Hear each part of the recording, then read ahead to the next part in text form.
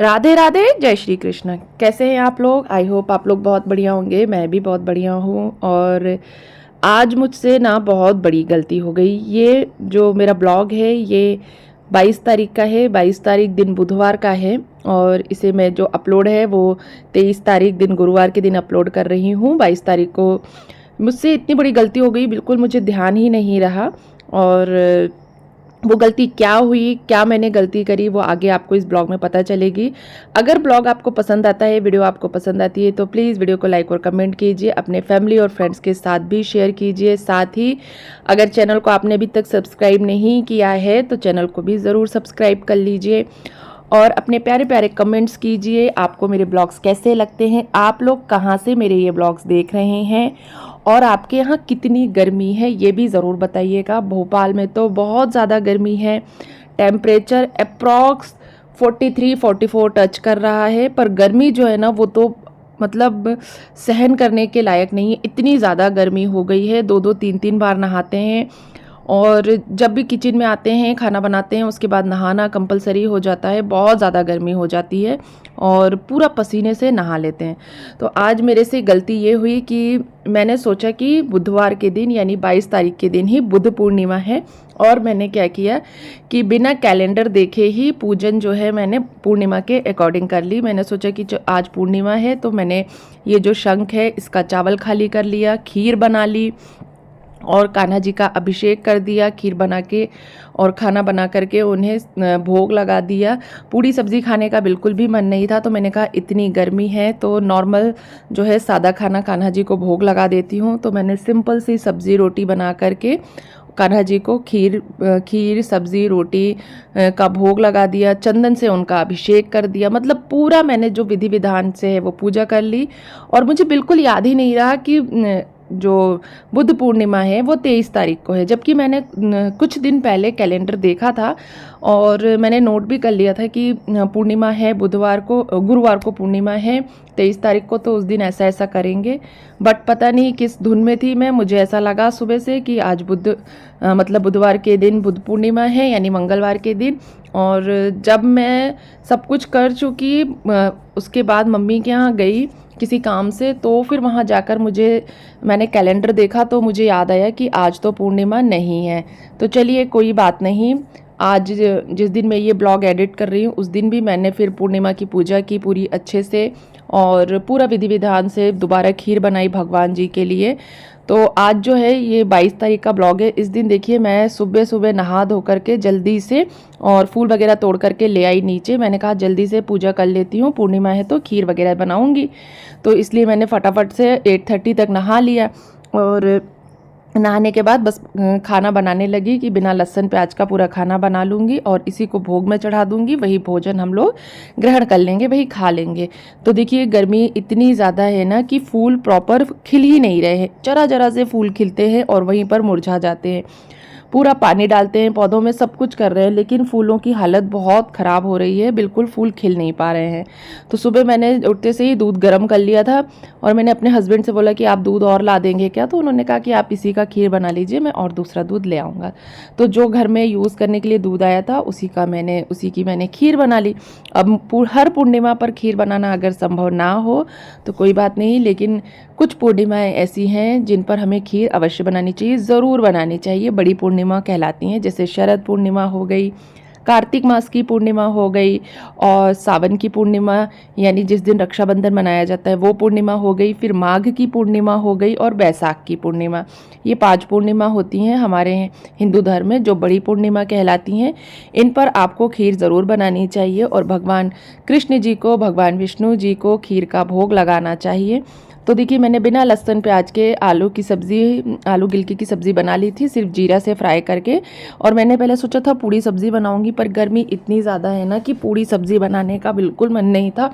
और ऑयली, देखिए भगवान को जो भी हम भोग लगाएंगे वो हम ग्रहण करेंगे, हमें खाना होगा। तो जो भी चीज़ है ना हम खाते हैं हम वही भोग लगाते हैं। तो मुझे ऐसा लगा कि नॉर्मल सी सब्ज़ी रोटी ही भगवान जी को भोग लगा देते हैं आज के दिन, क्योंकि गर्मी बहुत ज़्यादा है, ऑयली चीज़ें खाने का बिल्कुल भी मन नहीं हो रहा है। तो बस देखिए यहाँ पर मैंने जीरा से जो है आलू फ्राई कर दिए। इसके बाद इसमें मैं गिलकी ऐड कर दूंगी जो मैंने काट के रखी है आलूओं को थोड़ा तलने के बाद।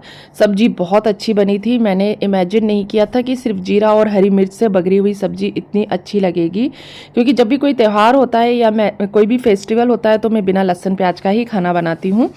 तो मुझे यकीन नहीं हो रहा था कि इतनी अच्छी गिलकी बनेगी, क्योंकि गिलकी में कम से कम लहसुन का तड़का तो ज़रूर जाता है। प्याज अगर हम नहीं भी डालते हैं तो भी लहसुन का तड़का मैं ज़रूर लगाती हूँ, लेकिन आज पहली बार मैंने गिलकी को सिर्फ जीरा राई और से बघारा था, फ्राई किया था, मतलब तड़का लगाया था उसका, और थोड़े से अपने पिसे हुए मसाले डाल दिए, जैसे हल्दी पाउडर, धनिया पाउडर, मिर्च पाउडर और सब्जी मसाला जो एवरेस्ट का मैं यूज़ करती हूँ, जिससे अच्छा फ्लेवर आता है और खुशबू बहुत अच्छी आती है सब्ज़ी में, तो वो मसाला मैं ऐड कर देती हूँ।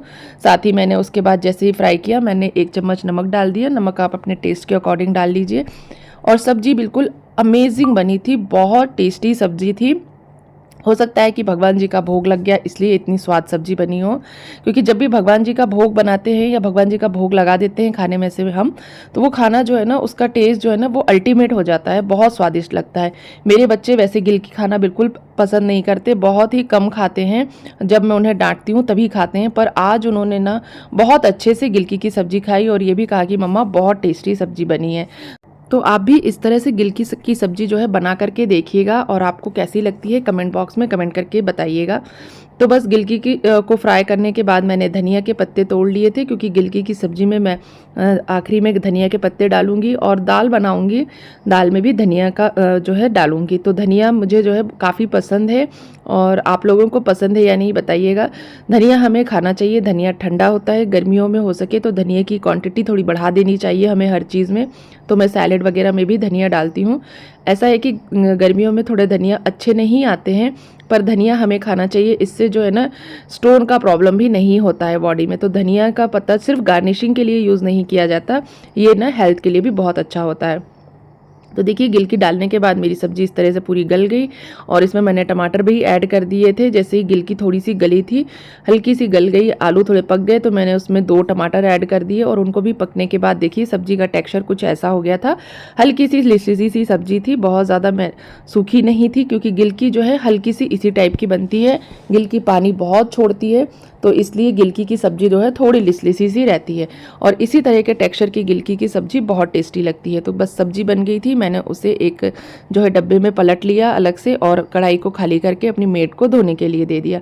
और देखिए दूसरी तरफ मेरी खीर पक रही थी। ये मैंने 2.5 लीटर दूध की खीर बनाई थी। खीर बहुत अच्छी बनी थी, बहुत ही उम्दा टेस्ट था इसका। और मेरी जो खीर है ना वो इतनी माउथ मेल्टिंग होती है ना, कभी मैं आपको अगर आपको उसकी रेसिपी चाहिए तो मुझे कमेंट बॉक्स में कमेंट करके बताइएगा, मैं प्रॉपर आपको खीर की रेसिपी दूंगी बिना किसी भी पाउडर के यूज़ के। मैं किसी तरह का कोई कस्टर्ड पाउडर या मिल्क पाउडर या मावा कुछ भी यूज़ नहीं करती हूँ, मगर जो खीर का टेक्सचर है ना वो पूरा मावा वाला आता है। ऐसा लगता है कि खीर में मैंने मावा यूज़ किया है।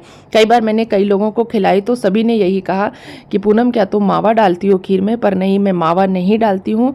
खीर का जो टेक्सचर है ना वो बहुत अच्छा आता है। इसका एक सीक्रेट ये भी है कि मैं खीर को है ना हमेशा बॉईल तो बड़े वाले चूल्हे पे कर लेती हूँ, अपनी बड़ी वाली गैस पे, और जब बॉईल हो जाती है हल्का सा गाढ़ा हो जाता है तो मैं उसे ना छोटे चूल्हे पर रख देती हूँ और सिम आंच पर मैं उसे 1 घंटे तक पकाती हूँ और बीच बीच में उसको जो है चलाती जाती हूँ। और जितना आप खीर को चला करके पकाएंगे, यानी उसको जितना औटेंगे, उतनी ज़्यादा खीर जो है टेस्टी बनती है। और सिम आंच पर चावल को बहुत अच्छे से पकने दीजिए, बहुत ही देर तक, मतलब कम से कम 1 से 1.5 घंटा आपकी खीर पकेगी तो अपने आप उसका जो टेक्सचर है ना वो मावे वाला आ जाता है और आपको ऐसा लगता है कि खीर में मावा डला हुआ है। तो देखिए ये जो मैंने चॉपर है, जो कि ड्राई फ्रूट चॉपर है, मैंने मीशो से मंगाया था। ये अप्रॉक्स 180-90 के आसपास है, अच्छा है, मतलब आप जो भी ड्राई फ्रूट्स हैं फटाफट काट सकते हैं। काजू थोड़े से दिक्कत करते हैं कटने में इसमें, बाकी बादाम और पिस्ते तो बहुत अच्छे कटते हैं। सबसे अच्छा मुझे इसमें पिस्ते की कटिंग लगी। पिस्ता जो है बहुत ही अच्छे से चॉप होता है इसके अंदर। तो जैसे आपको किसी भी चीज़ में पिस्ते की कतरन डालनी होती है ऊपर से डेकोरेशन के लिए, उस पर्पज़ से तो बहुत ही अच्छा है और बहुत जल्दी से फटाफट ड्राई फ्रूट कट जाते हैं। मुझे ड्राई फ्रूट्स काटने में बहुत दिक्कत होती थी और बहुत टाइम कंज्यूमिंग होता था, तो मैंने ये चॉपर मंगाया अगर आपको इसकी लिंक चाहिए हो तो मुझे बता दीजिएगा, मैं डिस्क्रिप्शन में शेयर कर दूंगी। और चॉपर जो है बहुत अच्छा है, ये ड्राई फ्रूट्स वाला ज़रूर मंगाइए आप, मीशो से मंगाया है, बहुत ही चीप रेट में है। तो बस जैसे ही मेरी खीर वगैरह बन गई, मैं ऊपर आ गई भगवान जी की पूजा करने के लिए। और आज मैं ना पूर्णिमा समझ करके उसी के हिसाब से पूजा कर रही थी। तो मैंने क्या किया कि मेरे यहाँ 2 कलश रखे हुए हैं मंदिर में। एक जो है मेरा माता जी के पास अन्न कलश रहता है, दूसरा एक एकाक्षी नारियल रहता है, उसका कलश होता है। तो हर पूर्णिमा पे मैं जो कलश है उनके आम के पत्ते चेंज कर देती हूँ। तो मैंने पत्ते मंगा लिए थे, उनको अच्छे से धो लिया और उन पर इस तरीके से चंदन लगा के उनको मैं कलश में स्थापित कर दूंगी। तो मुझे लगा कि आज पूर्णिमा है, तो मैंने 22 तारीख को ही सारे पत्ते वगैरह चेंज कर दिए। पर जब पता चला कि आज नहीं है तो मैंने सोचा चलो एक काम हो गया, अब 23 तारीख को मैं खूब अच्छे से पूजा कर लूँगी। तो 23 तारीख का ब्लॉग आप ज़रूर देखिएगा, किस तरीके से मैंने जो है पूर्णिमा की पूजा की, हवन किया, सब कुछ किया था मैंने उस दिन। पंजीरी वगैरह भी बना करके प्रॉपर भोग लगाया था मैंने। और 22 तारीख को जितनी पूजा की थी उससे भी अच्छी तरीके से मैंने 23 तारीख को पूजा की। तो देखिए किस्मत में था मुझे, मैंने 2 दिन पूर्णिमा मनाई और 2 दिन पूर्णिमा के हिसाब से ही पूजा की। तो इस तरीके से देखिए मैं कलश में पत्ते सजा रही हूँ। और ये अन्न कलश मेरे मंदिर में रहता है माता जी के पास में, जिसमें गेहूँ भरकर मैं रखती हूँ। और ये हमारे पापा जी रखते थे जब वहाँ पर माता जी विराजमान थी पुराने वाले घर में। जब माता जी को यहाँ पर हम लोग लेकर आए तो उन्होंने ये जो कलश है वो भी भेजा और उन्होंने कहा कि इस कलश को हमेशा ऐसे ही रखना है। तो देखिए ये एकाक्षी नारियल का कलश है और इस पर भी मैं पत्ते चेंज कर रही हूँ। एकाक्षी नारियल रखने से कहते हैं धन संबंधी अगर आपको किसी तरीके की परेशानी है तो एकाक्षी नारियल का आपको पूजन करना चाहिए। माँ लक्ष्मी एकाक्षी नारियल के पूजन से प्रसन्न होती हैं। तो देखिए पूजा कर ली मैंने, इस प्रकार से पूरी पूजा हुई। शॉर्ट वीडियो में आपको कान्हा जी के अभिषेक की वीडियो भी मिल जाएगी, उसका लिंक जो है मैं डिस्क्रिप्शन में शेयर कर दूंगी कि मैंने कान्हा जी का किस प्रकार से चंदन अभिषेक किया था, चंदन स्नान कराया था उनको, उसका मैंने एक शॉर्ट वीडियो भी बनाया है, वो आपको जो है मेरे चैनल पर मिल जाएगा। और इस तरीके से देखिए मैंने पूजा की, भोग लगाया। भोग मैंने बाद में अपने बच्चों से भिजवाया था, खीर मैंने बना करके पहले भोग लगा दी थी, साथ ही मैं फिर सब्जी रोटी भी मैंने अपने बच्चों से कान्हा जी को भोग में लगवा दी थी। आज का ये ब्लॉग आपको कैसा लगा कमेंट बॉक्स में कमेंट करके बताइएगा। गलती से ही सही लेकिन पूजा तो मेरी बहुत अच्छे से हुई और 2 दिन मैंने पूर्णिमा की पूजा की। आप सभी को राधा रमन जी के जन्म उत्सव या प्रकटोत्सव की भी बहुत बहुत बधाई और आपको बैसाखी पूर्णिमा की भी एक बार फिर से बहुत बहुत बधाई। आई होप आप लोगों को आज का ये ब्लॉग पसंद आया हो। ब्लॉग पसंद आया हो तो वीडियो को लाइक और कमेंट कीजिए। चैनल पर पहली बार आए हैं तो चैनल को भी ज़रूर सब्सक्राइब कर लीजिए। और अब हम मिलते हैं अगले वीडियो में, तब तक के लिए बाय बाय।